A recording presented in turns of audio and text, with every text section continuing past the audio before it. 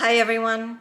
In this video, we're going to answer the question, do we have to have comprehensive failure data in order to do reliability-centered maintenance?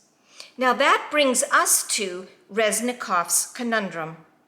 Now, Resnikoff was a mathematician who wrote a paper in the 1970s entitled Mathematical Aspects of Reliability-Centered Maintenance. Let's talk about what Resnikoff's conundrum is. Now, a conundrum is a riddle. It's something that really makes you think, and this will really make you think. So this is Resnikoff's conundrum. He said that if you have a lot of failure data, then that means that we have equipment failures. But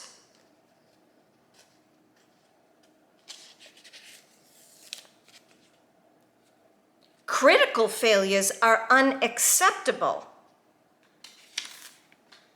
So what we end up having is a bucket of data about failures that don't really matter very much. So what Resnikoff concluded was that we must design a maintenance program for critical items without data.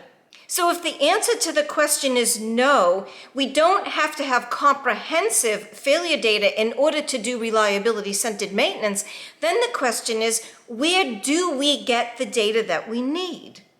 Well, that brings us to a facilitated working group approach to RCM.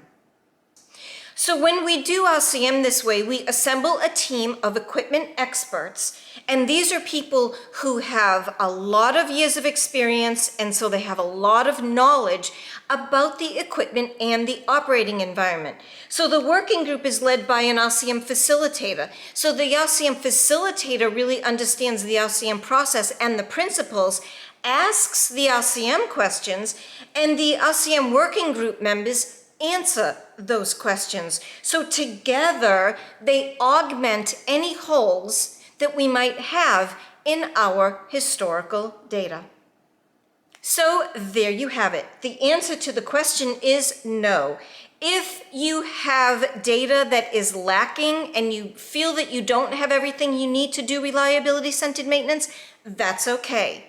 Just assemble a team of equipment experts and just make sure that those experts are led by an RCM facilitator who is experienced in the application of reliability-centered maintenance. I'm Nancy Regan. Thank you for watching.